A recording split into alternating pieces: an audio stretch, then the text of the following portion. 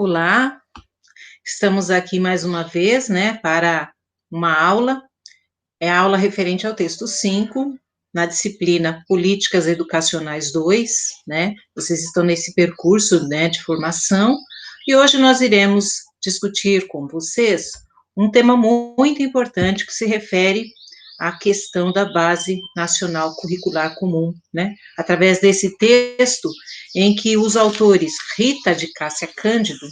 A Rita de Cássia Cândido, ela é mestre pela Unesp, professora da Rede Municipal de São Carlos e também professora do curso de Pedagogia de Araraquara, juntamente com João Augusto Gentilini, que é doutor em Educação pela Unicamp e também colaborador com o programa de graduação da Unesp. E os dois escreveram um texto muito interessante com o título Base Curricular Nacional, Reflexões sobre a Autonomia Escolar e o Projeto Político-Pedagógico. Então, ao longo do texto, eles farão vários apontamentos tão importantes, né, que nos fazem refletir como que esse movimento da Base Nacional Curricular Comum é um texto escrito em 2016, né, em que estava no início do processo aí de discussões em relação à Base Nacional Comum Curricular. Quais são as possibilidades de autonomia da escola referente ao seu projeto político-pedagógico, ok? Então, esse texto vai nos ensinar e vai fazer-nos refletir sobre vários aspectos, tá certo? Então, iniciando, o que ele coloca em discussão é a respeito da questão da Base Nacional Curricular Comum Curricular, que é a BNCC, né? Então, nós passamos aí por um período de várias discussões de abertura em relação às questões curriculares, e eles fazem uma série de abordagens a respeito deste tema. E até hoje, né, mesmo com o avançar, né, das discussões da base e até promulgações em termos legais que nós já temos nesse momento, muitas são as preocupações que os autores vão discutir nesse texto, principalmente em relação à autonomia da escola e em relação ao projeto político curricular, né, que deseja, que é necessário para que essa escola analise a questão da diversidade, né, da diversidade em cada uma dos seus locais de trabalho, tá? Então, para se discutir a questão do currículo, eles consideraram dois pontos principais, a autonomia da escola e o projeto político curricular, que são dois aspectos importantes para se atender à diversidade da escola e num trabalho de qualidade, né, para se atender, então, toda a diversidade que há nesse imenso país, onde cada escola tem a sua especificidades, né? Então, qual é a possibilidade, nesse direcionamento da Base Nacional Curricular Comum, de se atender a essa diversidade da escola? Bom, já na introdução, os autores discutem, né, trazem para discussões as questões legais, né, primeiramente a Constituição Federal de 1988, que estabeleceu a obrigatoriedade de uma educação para todos, como responsabilidade da família, da sociedade e do Estado, né? Então, essa questão de que a educação precisa ser vista e é dever do Estado oferecer a todos os cidadãos brasileiros. Juntamente com a Constituição Federal de 1988, os autores já também pontuam a questão da LDB, que é no seu artigo 26, a LDB 9394/96, que nesse artigo ela traz a necessidade da criação de um Sistema Nacional de Educação e de um currículo de base nacional, né, que são exigências em termos federais. Então, nesse artigo, aparece da seguinte forma: os currículos da educação infantil, do ensino fundamental e do ensino médio devem ter base nacional comum a ser complementada em cada sistema de ensino e em cada estabelecimento escolar por uma parte diversificada, exigida pelas características regionais e locais da sociedade, da cultura, da economia e dos educandos. Ou seja, o currículo, de forma geral, no nosso país, ele tem uma base que é comum a todas as escolas, né? Então, a educação básica, diferente do ensino superior, a educação básica, ela tem um currículo que é básico para para todas as escolas, né, e todas devem seguir. Mas existe a parte diversificada, que então vai atender à regionalidade, à localidade. Então, é essa margem aí de possibilidade da escola fazer algo que possa atingir os seus alunos, tá? Então, isso na introdução eles trazem com bastante ênfase nesse sentido. Um pouquinho à frente, os autores também relembram nessa trajetória educacional que nós vivenciamos aí após a LDB, também as discussões que culminaram após a LDB, que culminaram em virtude da questão do currículo, nos parâmetros curriculares nacionais, que são os PCNs, né? Os PCNs, eles também foram construídos aí a partir da LDB, como, então, um primeiro nível de concretização do currículo, né? Eles são, então, uma referência nacional para o ensino fundamental, que estabelece, então, a meta educacional para a qual devem convergir todas as ações do Ministério da Educação, né? Tais como projetos ligados à sua competência na formação inicial e continuada de professores, análise da compra de livros, desenvolvimento de materiais, né? Até a própria avaliação nacional.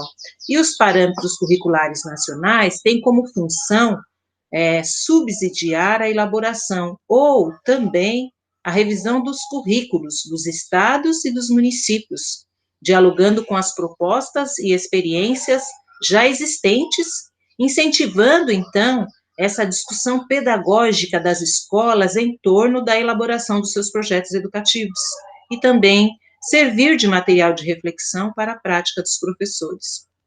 Então, isso está na explicação dos PCNs aí em relação a 1997, quando eles começaram a ser publicados, né, a parte introdutória desse material. Os autores, né, tanto a Rita Cândido, como o José Augusto Gentili, eles fazem a reflexão de que a elaboração dos PCNs foi um passo muito importante na seleção dos conteúdos válidos nacionalmente, né, que se iniciou um trabalho a respeito da organização de um currículo único, mas também eles fazem críticas, né, que toda essa discussão deveria partir das bases, das escolas. E eles observam que esse processo de elaboração dos PCNs, houve uma falta de participação muito grande dos professores e a atuação das escolas na escolha desses conteúdos e também das metodologias de ensino e de aprendizagem, né? Então, eles colocam como uma falha que, infelizmente, não foi sanada, né? Bom, um pouquinho mais para frente, nós temos aí o Plano Nacional da Educação, que é a vigente de 2014 a 2024, que também retomou essa discussão em torno da necessidade da construção de uma base nacional comum curricular, a BNCC, que então começou a ser discutida em 2015, né? Então, a Base Nacional Comum Curricular se torna, então, um documento de caráter normativo que define o conjunto orgânico e progressivo de aprendizagens essenciais que todos os alunos devem desenvolver ao longo das etapas e modalidades da educação básica. Como significados da Base Nacional Comum Curricular, os autores trazem alguns pontos, que o seu objetivo principal é, então, oferecer subsídios às propostas curriculares, trazendo a preocupação com as especificidades que caracterizam as escolas brasileiras, ou seja, são subsídios curriculares nacionais, mas que devem, então, respeitar as especificidades de cada escola brasileira, né? Nesse sentido, não deve ser ignorado o campo específico de cada escola, os pensamentos, as concepções sobre ensino e educação dos seus alunos. Por isso é que os autores defendem que a Base Nacional Comum Curricular, que é a BNCC, ela não pode ser considerada como um único documento que vá direcionar o trabalho com o currículo das escolas, né? Então, a escola precisa atender às suas especificidades. Portanto, a Base Nacional Comum Curricular, ela deve ser um direcionamento e não o único documento como referência para as escolas. em sua construção e implantação, é necessário que os professores sejam ouvidos, os estudantes e a comunidade escolar, nesse processo de construção coletiva. Portanto, o que vai trazer a identidade da escola, né, a diversidade da escola, o caráter único de cada escola, é o projeto político curricular, né, projeto político pedagógico. Então, de que forma que há esse diálogo entre o projeto político pedagógico e a base nacional comum curricular dentro do ambiente escolar, né? Então, essa é uma das indagações dos autores e essa grande preocupação, que esse diálogo deve ser permanente, deve acontecer de fato, né, em que há essa articulação com aquilo que a base nacional comum orienta e aquilo que é a identidade da própria escola. Então, a base nacional comum curricular, né, nessa parte do texto, os autores trazem aí algumas análises em relação àquilo que foram anseios e aquilo que se coloca como críticas do que ainda não se atingiu em nosso país, né? O primeiro ponto que os autores colocam é que, de uma certa forma, a Base Nacional Comum Curricular, ela apresentou uma abertura para a discussão sobre alguns pontos, né? Então, essa chamada à discussão, eles viram como um ponto importante, né, de participação, pelo menos a chamada à discussão.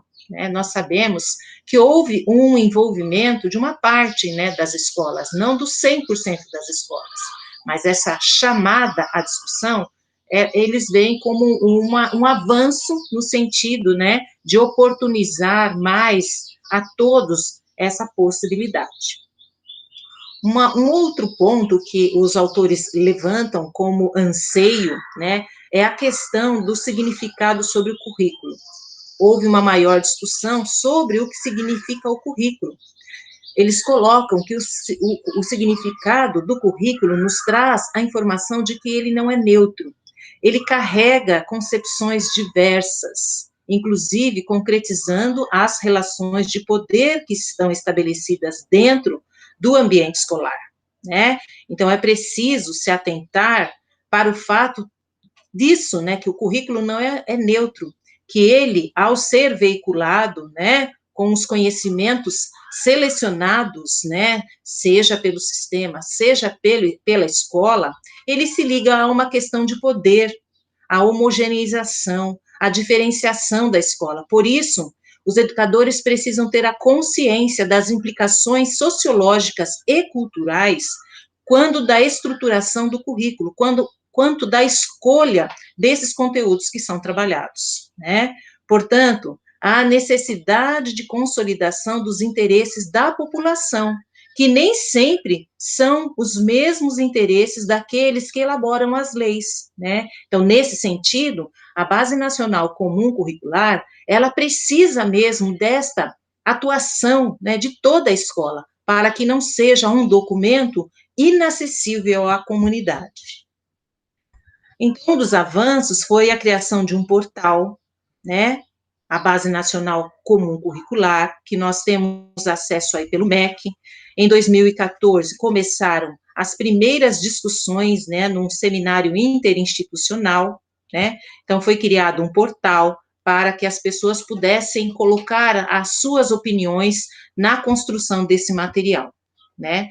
Ainda em relação aos anseios e críticos, outras preocupações os autores apontam, porque a questão da discussão em torno da qualidade do ensino requer conhecer o que se ensina na escola, né? Então, selecionar os conteúdos a serem ensinados é importante, né? E o que é cobrado nas avaliações externas.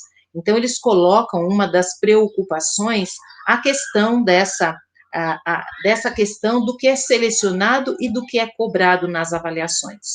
O documento preliminar da Base Nacional Curricular apresenta conteúdos que foram intensamente discutidos por diversos grupos que interagiram e construíram coletivamente a proposta, né? Então, os grupos que participaram, as representações, que foram postadas sugestões, né? Então, de uma certa forma, houve uma movimentação da sociedade em torno da Base Nacional Comum Curricular. Há também críticas em relação à Base Nacional Comum Curricular e os parâmetros curriculares nacionais, críticas de Toneguchi, a respeito da construção da BNCC, que não considerou alguns avanços que haviam acontecido nos PCNs. E isso fica demonstrado por conta dessa descontinuidade de políticas que nós temos na nossa educação brasileira. E nós tivemos toda uma movimentação em torno dos PCNs e muito não foi considerado em relação a isso. Os autores também apontam que, comparando-se o trabalho dos PCNs, né, e da Base Nacional Comum Curricular, pode-se dizer que há progressos e retrocessos, né, se forem olhadas as áreas, porque as discussões aconteceram dentro das áreas, com grupos que foram responsáveis, né, por cada uma das áreas, e, num balanço geral, há progressos, há retrocessos, há poucas inovações e algumas mudanças, né? Os autores citam, por exemplo, a área de exatas na parte de química, em que não houve grandes mudanças em relação àquilo que já havia sido estabelecido nos PCNs, né? É como se fosse mais do mesmo, sem grandes mudanças. Já na área de humanas, né, na disciplina de história, os autores apontam algumas mudanças que foram vistas, né, com certa positividade, em que se levou em conta a questão das mudanças que estavam ocorrendo na parte de história, com os conteúdos relacionados à história da África e estudos afro-brasileiros e indígenas pautados nas leis que já havia, né? Nós tínhamos já a promulgação da Lei 10.639/2003, que fala da obrigatoriedade da história africana e afro-brasileira, e a Lei 11.645 de 2008, que inclui o currículo oficial a temática História e Cultura Afro-Brasileira e Indígena. Então, essas leis foram levadas em conta no sentido de incluir na Base Nacional Curricular quando se discutiu a questão da história. É por isso que o autor fala que houve progressos e também houve retrocessos, no sentido de algumas coisas foram consideradas das discussões dos PCNs e outras não.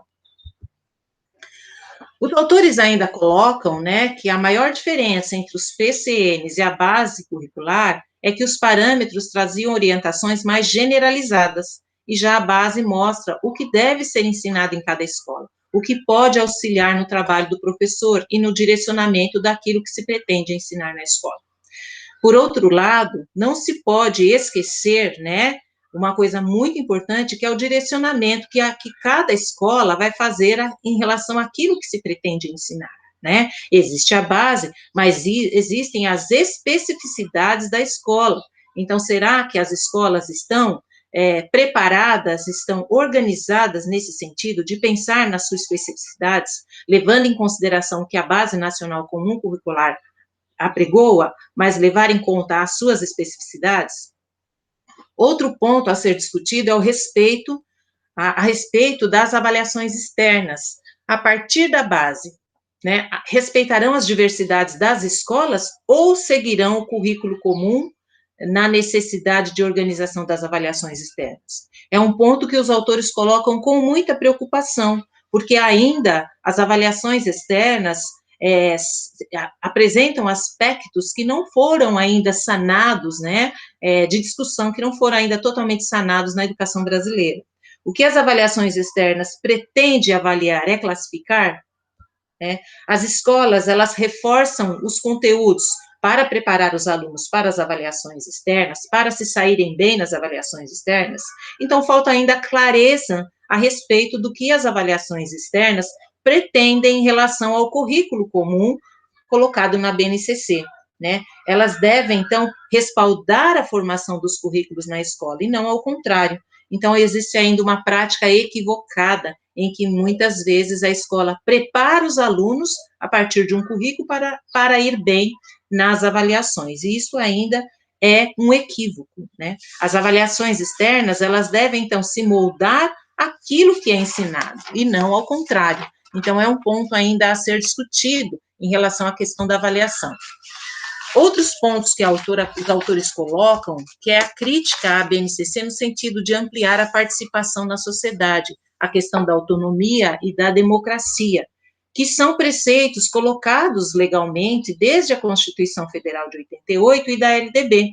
Esses preceitos devem ocorrer por meio da participação e das decisões da coletividade, também em relação a um currículo, que seja menos burocrático, mas que seja realmente de atendimento à questão da gestão democrática e da participação, né? Por conta disso, os autores citam a autora Veiga, que traz que o currículo ele não pode ser separado de um contexto social mais amplo, porque o currículo é algo historicamente situado e culturalmente determinado, né, que faz parte de toda uma comunidade. Então, até que ponto essa questão da gestão participativa, da autonomia, está sendo, então, garantido quando se pensa na organização de um currículo de uma determinada comunidade, né? Então, é um outro ponto também que os autores colocam em discussão. Bom, mais para frente, o texto traz a questão da autonomia da escola e o projeto pedagógico, né? Já de antemão, eles relembram que existe uma lei, que é a lei que direciona toda a educação brasileira, né, que foi promulgada em 1996, e traz no seu artigo 12 que os estabelecimentos de ensino deverão elaborar e executar, em articulação com suas comunidades escolares, as suas próprias propostas pedagógicas. E isso significa, então, que os estabelecimentos, eles têm essa autonomia no sentido de articular com as comunidades toda essa organização do ensino, né? Então, a escola, ela deve organizar o seu próprio projeto, né? O seu próprio projeto político, que vai, então, ter o caráter político e o caráter pedagógico. O caráter político diz respeito aos profissionais que devem conhecer bem a realidade da escola, para, então, tomar as decisões corretas, no sentido de definir esse conjunto, né, de saberes que serão selecionados, né, a partir da escuta também da sua comunidade, conhecendo a sua comunidade, né? Então, é o caráter político do seu projeto curricular. E também, um outro ponto, estabelecer as diretrizes do seu trabalho perante essa comunidade, com base naquele conteúdo, naquele currículo que foi selecionado. Daí, então, o caráter pedagógico. Então, o projeto é político-pedagógico porque abraça essas duas vertentes, né? E a escola precisa ser, então, a dona da sua função, do seu trabalho, para atender esses dois momentos. É nesse sentido que a escola consegue garantir a sua autonomia, né? Entendendo que há uma dupla questão a ser levada em conta. Ao mesmo tempo que a autonomia, a escola precisa ter a convicção de que ela faz parte de um sistema de ensino em que que é regido por normas padronizadas, né? Que a escola faz parte de um sistema em que ela precisa obedecer à regularidade, às normas, à sistemática desses sistemas, mas também entender que a escola precisa garantir a sua autonomia como um processo em construção, que não é conquistado de um momento para o outro, mas é um processo construído ao longo do tempo. Portanto, os professores que lidam diretamente com o currículo são os protagonistas, mas não são sozinhos, são em comum com toda a sua equipe, com os gestores, com os profissionais, com os alunos e com toda a comunidade. Mas a escola precisa se enxergar em termos da autonomia que ela deve desempenhar dentro de um sistema no qual ela faz parte. E essa autonomia, os autores bebem de Barroso, 2016, para dizer que trabalha com o conceito de autonomia como responsável por transportar os poderes nacionais para as diferentes localidades, ou seja, existem os poderes nacionais, mas que deve ser levado em conta as especificidades de cada localidade. Portanto, é entender que há um espaço de decisões em cada localidade, que deve, então, levar em conta a pluralidade cultural, ou seja, as especificidades de cada região. Portanto, o autor afirma que ainda somente existirá autonomia da escola quando os indivíduos também forem autônomos, quando os indivíduos se sentirem autônomos.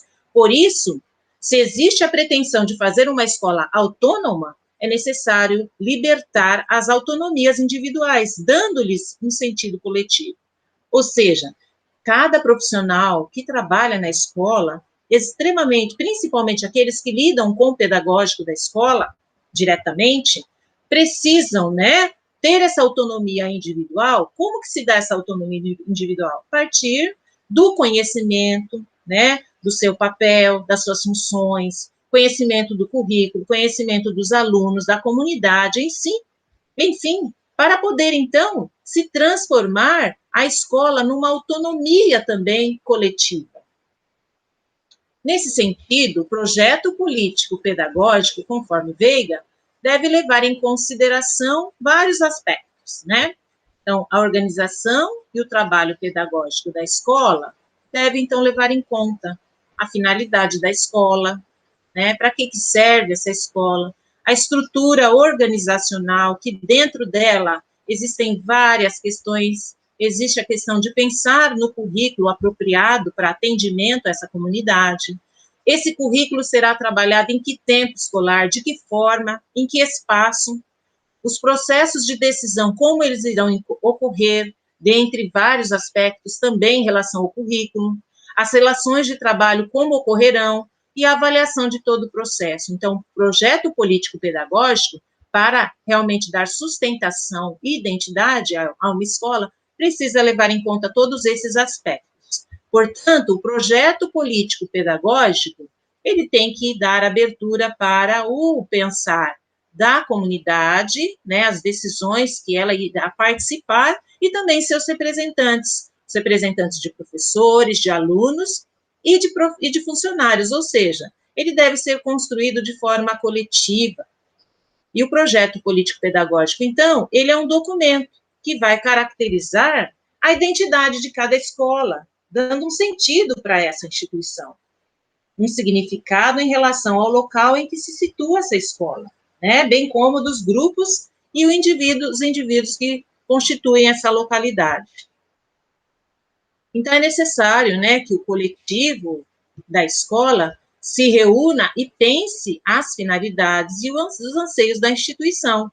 Então, as instituições escolares, né, especialmente o Conselho de Escola, é um órgão extremamente importante que irá atuar, né, nessa ajuda, nessa construção do projeto político-pedagógico, no sentido de ser uma instituição que está mais próxima como representantes da comunidade, dos professores, dos alunos, estará muito mais próxima do conhecimento, que poderão, com certeza, colaborar muito na elaboração do projeto político-pedagógico.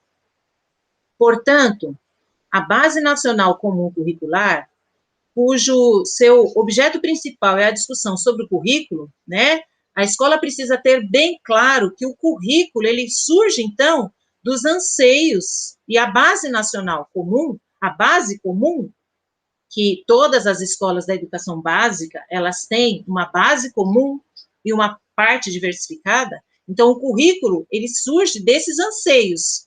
A base comum só poderá ser, então, significativa, ou seja, as disciplinas obrigatórias, língua portuguesa, matemática, né, história, geografia, elas só poderão ter significado e ser efetivamente colocada em prática se ela tiver uma conciliação com os projetos que a escola desenvolve. Senão, não tem sentido de ser. É impossível pensar em uma democratização do ensino como uma escola distante de seus alunos, né? Não existe democratização se não houver essa abertura à sua comunidade, à identidade desses alunos, né? A vida desses alunos, a forma como eles pensam, a cultura dessa comunidade, né? Então, uma escola que apenas cumpre suas obrigações de repassar os conteúdos, né, de forma acrítica, ela não é capaz, então, de atender aos preceitos da sua comunidade e nem mesmo da legislação que rege todas as nossas escolas, né? Então, essa questão da escola se aproximar à comunidade, aos seus alunos e conhecê-los cada vez mais. Dessa forma, né, há uma política de seleção desses conteúdos curriculares, e que muitas vezes ela é pautada em interesses e grupos. O autor Lima Verde, ele coloca, né, que muitas vezes a seleção dos conteúdos curriculares, eles acabam considerando a educação numa perspectiva de mercado, ou seja, né, uma homogeneização, né, pasteurizando o currículo, tornando-o sem vida, descontextualizado e amorfo, porque muitas vezes, ao seguir as perspectivas e as exigências do mercado, se distancia daquilo que a comunidade tem como interesses ou mesmo inspirações, né? Então, aí surge o perigo, né, da escola se distanciar dos interesses da comunidade. Então, nesse aspecto, né, de falta de identidade, vigoram características hegemônicas, contribuindo para a hierarquização do conhecimento, valorizando apenas os saberes científicos em detrimento dos outros saberes da comunidade. Portanto, a autonomia da escola e a relação com o currículo é que o currículo, ele é o coração da escola, é a razão de existir da escola, é o espaço central onde todos os professores, profissionais, diretores, supervisores atuam, é onde ocorre a aprendizagem dos nossos alunos. Por isso, o currículo é o coração da escola, é o que nos torna diferentes, em diferentes níveis do processo educacional, responsáveis pela educação dos nossos alunos, né? Segundo Moreira, nos torna todos responsáveis pela sua elaboração, nos diferentes níveis em que nós atuamos, né? Então, essa política, se essa política se fizer de maneira dura e centralizadora, é perigoso, então, suprimir a autonomia da escola, sua liberdade de querer saber e pensar. Então, é importante que o currículo tenha esse viés, né, de se aproximar à comunidade para enxergar aquilo que a comunidade almeja, né. Então, por que a discussão do currículo é importante, né? Porque deve ser amplamente discutida e avaliada. O currículo, ele precisa passar por todos. Todos precisam pensar aí sobre esse currículo que está sendo ensinado.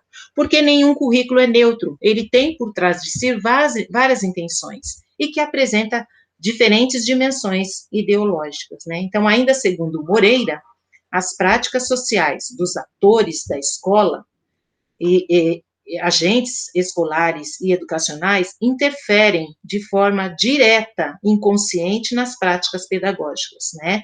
Quando ele fala isso, não se trata apenas do currículo da base comum, que ensina na parte na parte do saber, né, dos aspectos cognitivos, mas também das práticas sociais, porque o currículo também está nas práticas sociais. Esse currículo, ele tem um outro nome, né, é o currículo oculto. O currículo oculto, ele está presente o tempo todo nas práticas sociais na escola, nos relacionamentos, na forma que nós nos portamos na escola, na forma de falar, na forma de se relacionar, né, que muitas vezes não são explicitados nos planos escolares, mas eles são observados, eles são vivenciados, por onde passam as ações de caráter seletivo e excludente. Aí é que aparece o currículo oculto, e é um currículo que também ensina e se aprende.